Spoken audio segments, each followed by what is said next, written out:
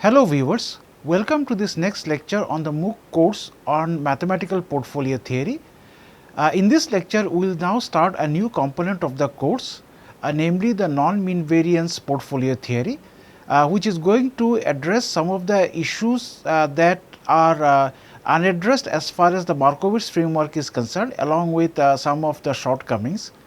Now, in this broader framework of what I am calling as the non-mean variance portfolio theory, I am also going to include and begin with what is known as the utility theory and utility functions. So, what is the utility theory all about? Utility theory is an important concept in economics which quantifies the amount of pleasure or utility that one derives from one's wealth level.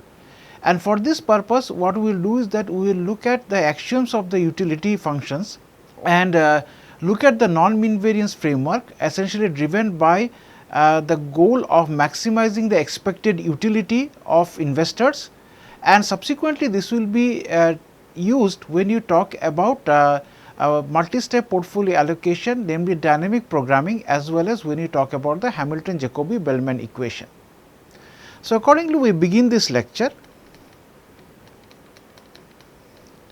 As I said that this topic is going to be on non-mean variance portfolio theory. So, the first topic that we look at is what is known as the utility theory and consequent analysis. So, utility measures or is an indicator of the relative magnitude of satisfaction that someone derives from something and is a subjective or qualitative index of preference. Now, this is a very general statement. So, on a more localized level, we say that in the context of our discussion on portfolio theory, utility theory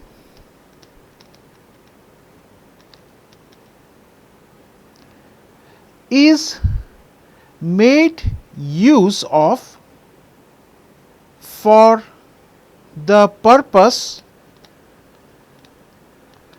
of investment decisions, and we will discuss extensively on how this is done.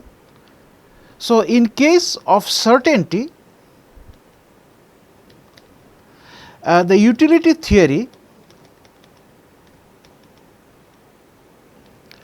says that a person should assign a numerical value to each alternative. So, in this case it is going to be each alternative portfolios, and then choose the alternative with the maximum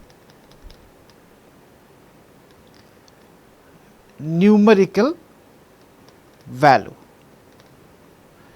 So, what the utility theory says is that we will use utility theory in order to tag or assign a number for all the alternatives that are available to us. So, in this case, in the context of portfolio theory, we will essentially look at different alternative portfolios that are available for investment, and to each of them we will use the utility theory to assign a number which is a qualitative indicator of the amount of satisfaction that we can derive by holding on to that portfolio, and accordingly it also enables us to identify which one of them is preferred over the other in terms of investment and from the perspective of our utility as an individual investor. And note that this utility is a concept that is subjective and can vary from investor to investor depending on their individual preference for risk. And this is another topic that we will start off towards the end of this lecture. Okay. So, now we begin with the basic utility axioms. So, this is going to be a fairly elaborate discussion. So, I say that as a prelude or as a preliminary discussion, the utility analysis, we enumerate below the assumptions or axioms. Right. So, the first assumption is the following, that people have preferences. So, by this I mean that given a choice between two alternatives, say A and B, this could be investment alternatives, we say that the person prefers the alternative A to B is indifferent between A and B and prefers B to A if respectively we have UA greater than UB or UA is equal to UB or UA is less than UB. So, this means that between two alternatives A and B, for each of those alternatives I am going to assign a numerical value, that is U of A and U of B respectively. Then in case U of A is greater than U of B, there we say that the person prefers alternative A to B. If UA equal to UB, then we say that the person is indifferent between the alternatives A and B, and finally if UA is less than UB, then we say that the person prefers B as compared to A. So, how exactly is this UA and UB determined is something we will discuss as we move along this topic. So, the second axiom that you have here is that people's choice are transitive. So, if a person prefers A to B and prefers B to C, then we say that the person prefers A to C. So, this means that if we have three alternatives available A, B and C, and if an individual prefers A over B and also B over C, then this implies that the person prefers A over C. So, this is consistent with our typical definition of what is transitivity. Third point, objects with identical utility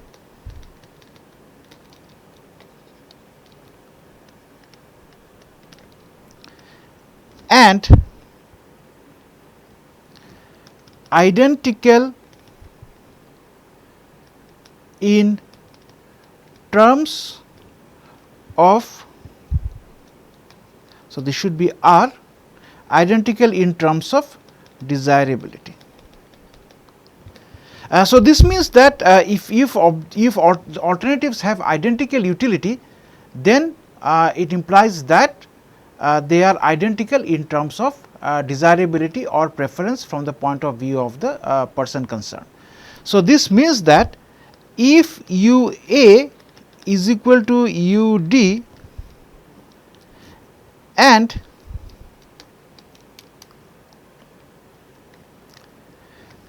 u a is greater than u b, then since u a equal to u d, I can say that u d is greater than u b. Fourth axiom, utility has applicability, that means it can be used in case of risky decisions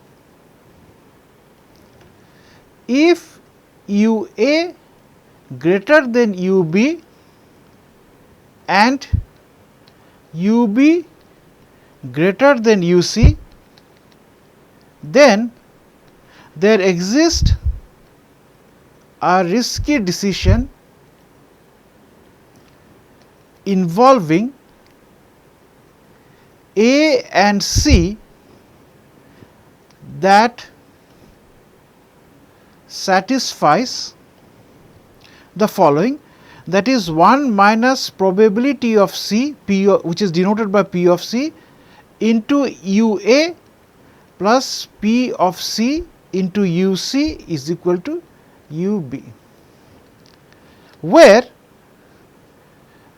probability of C is P of C is the notation for probability of C, and consequently P of A, which is 1 minus P of C, is the probability of A. So, this means that suppose that we have three alternatives A, B and C, and the utility of A is greater than utility of B and utility of B is greater than utility of C. So, that means the utility of B is sandwiched between A and C. Then you can create a risky decision involving A and C such that a linear combination in terms of probability of A utilities of A and C will be equal to the utility of B.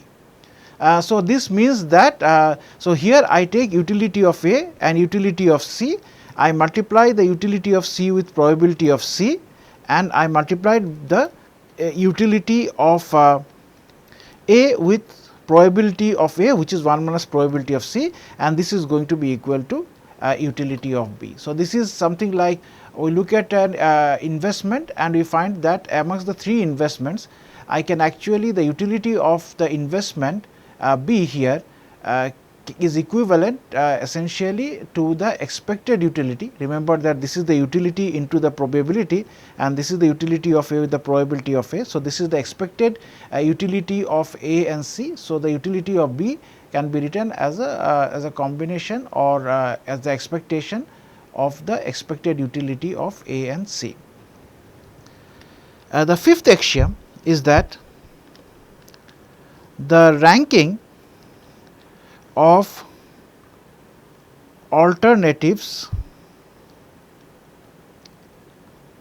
remains unchanged even if some irrelevant additional object is added to the ranking. So, that is if u of A is greater than u of B, then u of A plus u of E is greater than u of B plus u of E, of course, provided that E is something that affects neither A or B. Okay, and now we come to the sixth axiom, and this is a really important axiom. So, this says that the risky decisions of investments are driven by the objective of maximizing the expected utility. So, just to elaborate on this, so that is, if there are n possible outcomes denoted by, so this could be alternative investments, so which you denote by O1, O2 all the way to On, then the investors expected utility is what? It is going to be given by E of u, the expected utility. It is going to be given by the utility of the ith outcome multiplied by the probability of pi oi of the ith outcome, and I sum this over all possible outcomes, namely I equal to 1 to n, where u is a positive function that assigns utils, that is numerical values. So, remember, so far I have been talking about the numerical values being assigned. So, these numerical values are something which we will call as the utils, and this assigns utils u of oi to outcome oi with respective probability of pi of oi, which is the probability of oi occurring.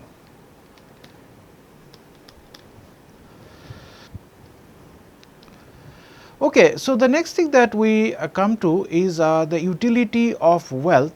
So, we will now start getting a little more specific in terms of precisely stating what this function u could be, what are its characteristics, and how we can make use of them, and finally, we will also look at how we can actually calculate the expected utility in the paradigm of an investment or among several alternative investment. So, accordingly, we start off with the topic of utility of wealth and consequently, of course, of returns. So, a utility of wealth function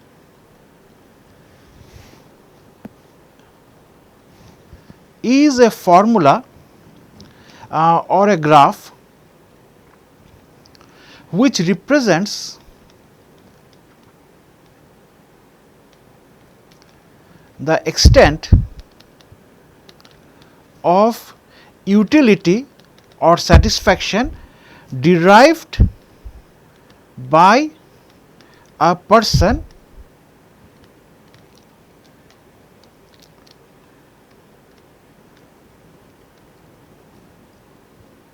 dependent. So, that means this wealth function is dependent on the different levels of wealth. So, graphically a typical utility function in case of risk averse investor will have the wealth on the x axis and the corresponding utility uw on the y axis, and it is basically going to look something like this. Since investments in real world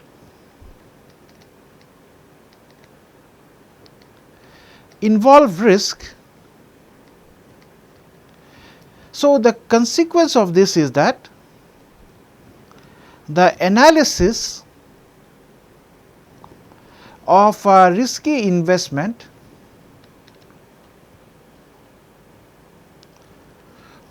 alternatives involves being equipped with the probability distribution of returns.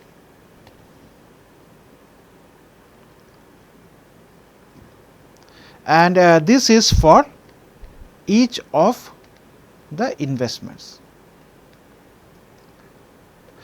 So, this is an observation that we have already encountered and is slightly different from earlier, and that is that in case of real world investment, and by this I primarily refer to risky investment, the analysis of all these risky investments even in the framework of utility theory requires you to have the information about the probability distribution. Remember that when you are always looking at randomness in any structure in terms of investment, obviously you will need to have the corresponding underlying probability distribution. So, in order to even analyze this in case of utility theory, you also need to have to be equipped with the probability distribution of what? Of the returns, because eventually what you are going to look at is we are going to look at the maximization of the expected utility of returns.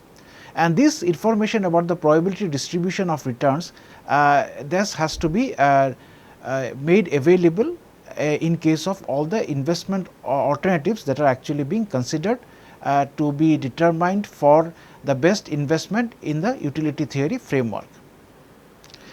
So, therefore, a utility function, so each of the investments alternatives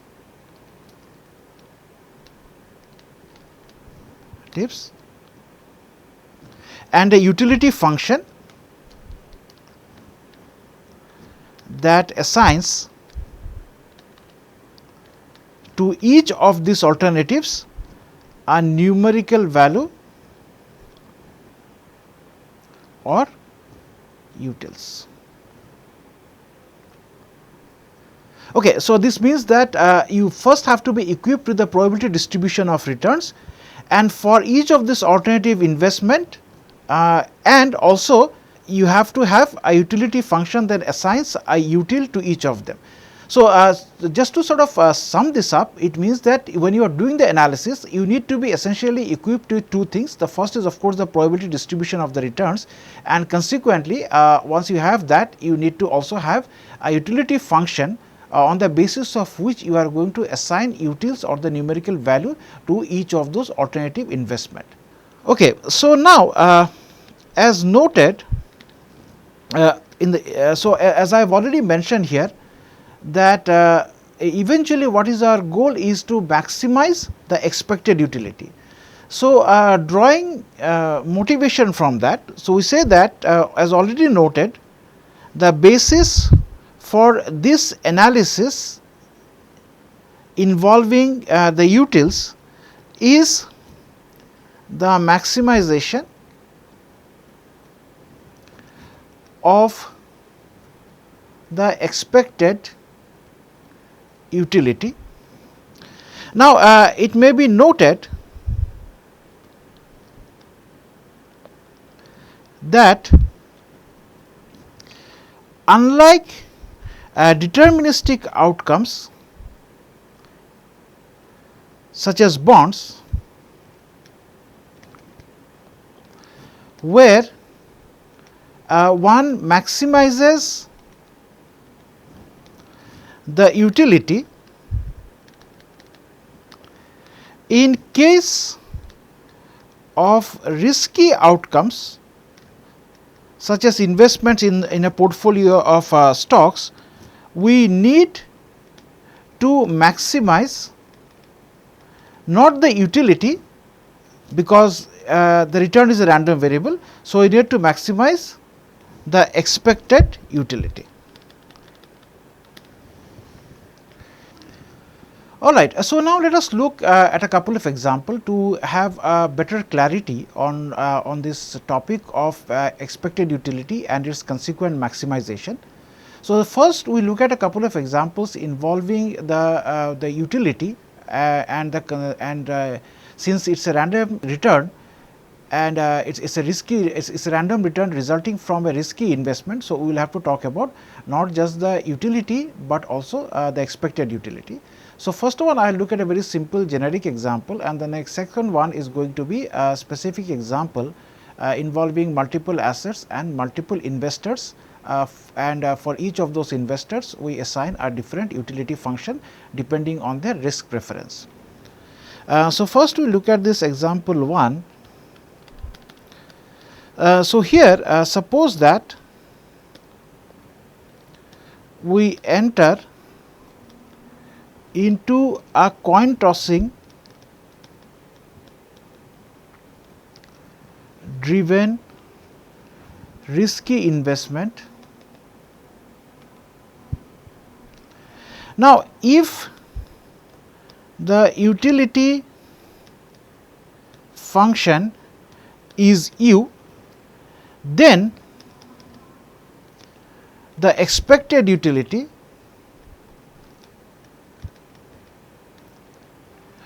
of the risky investment is given by E of u, and this is going to be dependent on the coin toss.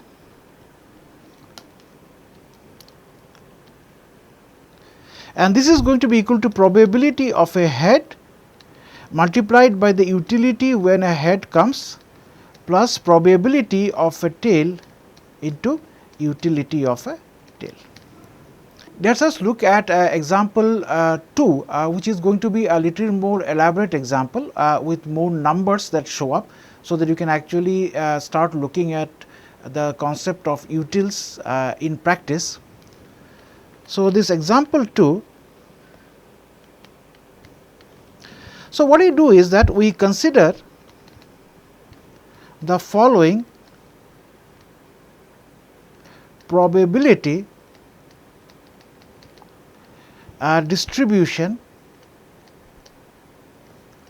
of returns of 3 assets, and I will identify these assets as A1, A2 and A3.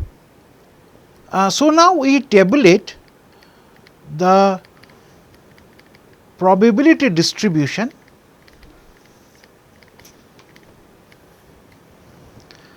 So, we consider 5 different possible values of returns, namely -3%, 0%, 3%, 6% and 9%. So, for asset A1, we see that we assign a probability of 0.5 to the return of 3%, probability of 0 to 0%, probability of 0 to 3%, probability of 0 to 6% and the probability of 0.5 to 9%. So, this means that the returns can be -3% with probability 0.5 or 9% with probability 0.5. So, this is like a binomial model. For asset A2, we have -3% has the probability of 0, then 0% return comes with a probability of 0.5, 3% return comes with a probability of 0, 6% return comes with a probability of 0.5 and 9% return comes with a probability of 0. And finally, for asset 2, 0% returns has a probability of half and 6% return comes with a probability of half. And in case of a third asset, which is a bond, 3% return comes at a probability of 3% with a probability of 1, and the remaining returns all have a probability of 0. So, you see that, so from here you can see that the expected return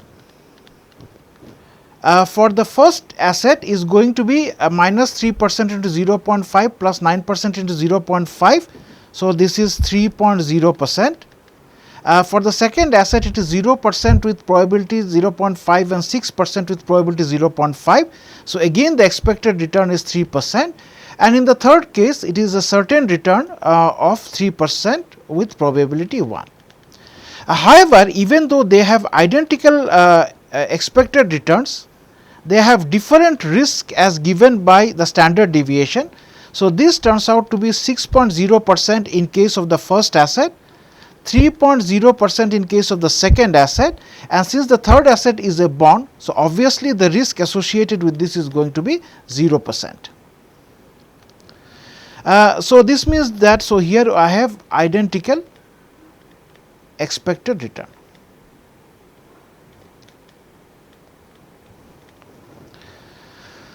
Okay, so now what you do is we look at, so we assume that there are 3 investors with the respective utility functions being, so we will give the utility function as UA of R is equal to 100 R minus 50 R square, and this investor, as we will see later, qualifies as what is known as a risk averse investor. Utility of the investor B is 100 R, and this investor is risk neutral, and as I said later we will see why this is risk neutral, and UC of R is equal to 100 R plus 50 R square. This is a risk seeking investor.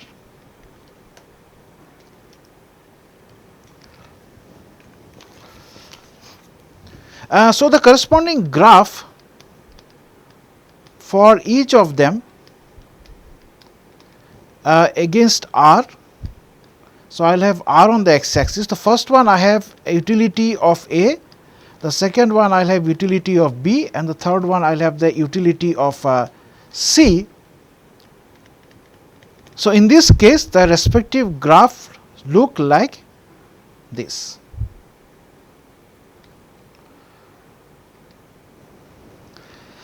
Okay, so what we do now is we let the returns for the 3 investors or for the 3 assets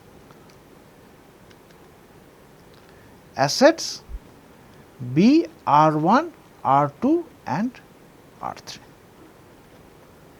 Okay, now let us look at case by case of the expected utility of each of those investor. So, first of all we will talk about investor A. So, the expected utility of investor A in case of the return of the first asset, what is this going to be? This is going to be, remember that UA of R was 100 R minus 50 R square. Now, R takes the value of minus 3% and 9%. So, remember that this took minus 3% and 9% with probability half.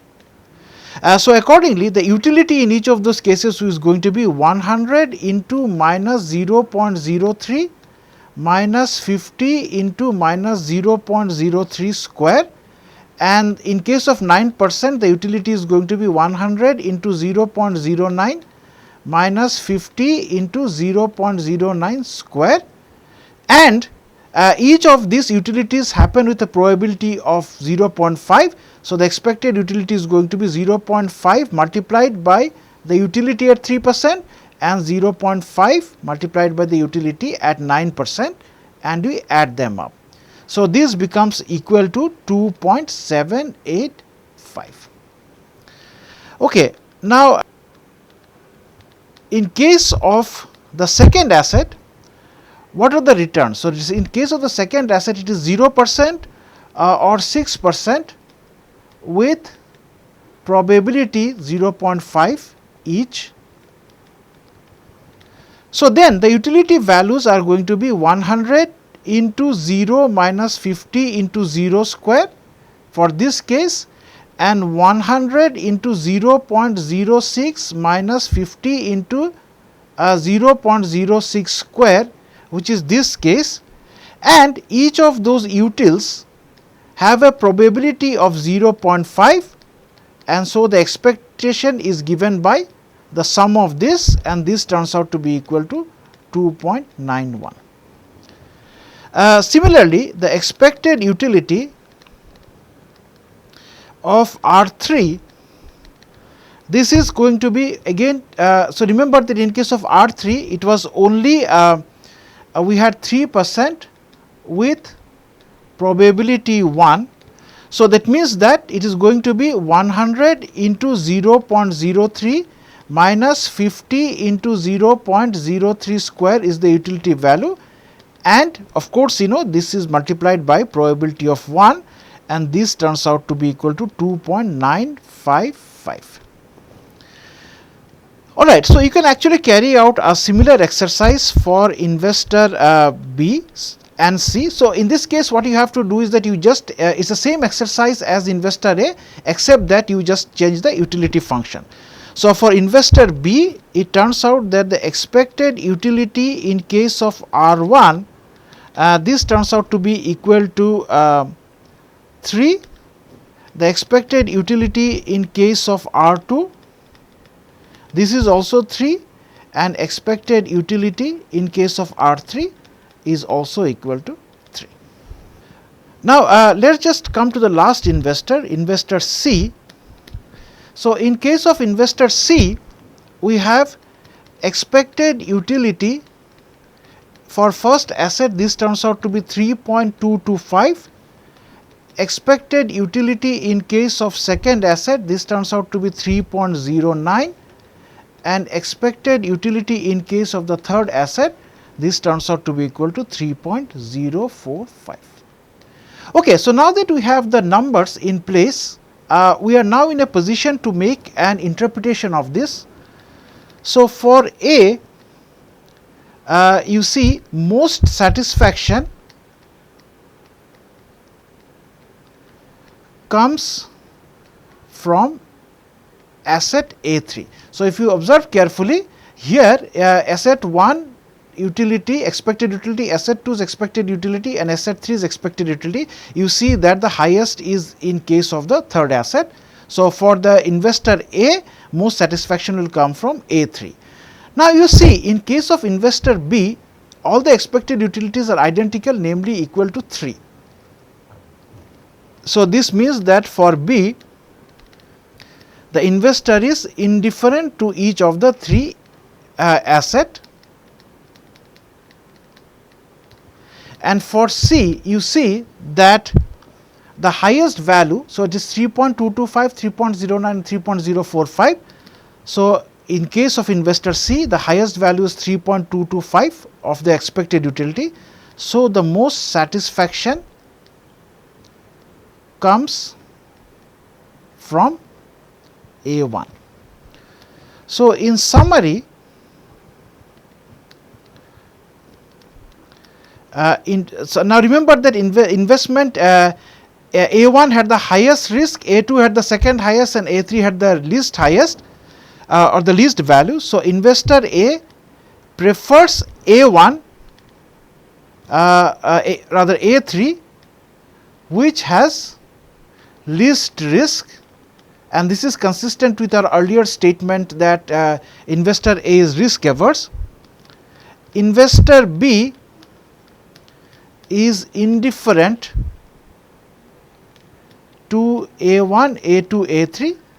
So, again this is consistent to the utility function for risk neutral, and investor C prefers A1, which has largest risk, and this again is consistent with that investor C is risk loving. So, this is risk averse, risk neutral and risk loving. So, we come to the last topic, or rather just the introduction to the next topic that we are going to do, and that is going to be on risk attitude, and we will discuss this in the next class. By in terms of risk attitude, what we mean is that there are different investors have different level of risk preferences. So, as we have seen in the example, some of this some investors, they can be risk averse, some of them can be risk loving and some of them can be risk neutral. So, what you are going to do is subsequently this concept of risk attitude,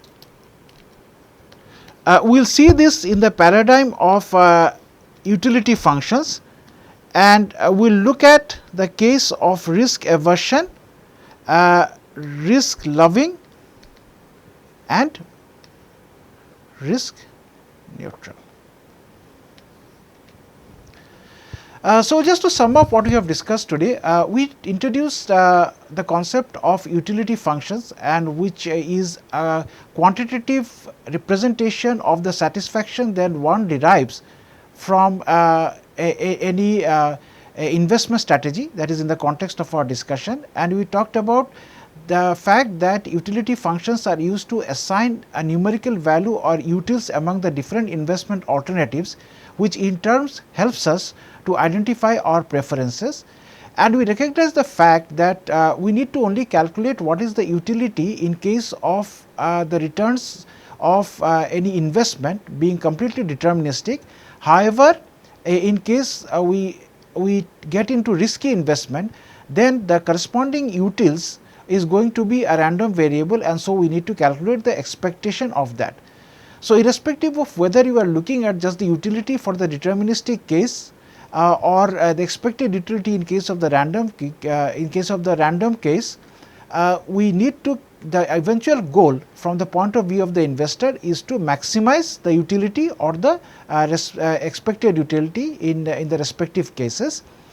And we defined what is going to be the expected utility, and then we looked at two examples, one which was a simple example involving a binomial structure, and then we looked at a well tailored example of 3 assets and 3 investors. The 3 assets were designed in such a way that each of them had their expected utilities to be identical, but they had different levels of risk, and we choose the utility functions for the different investors to reflect their nature or their preferences of being risk averse, risk neutral and risk loving.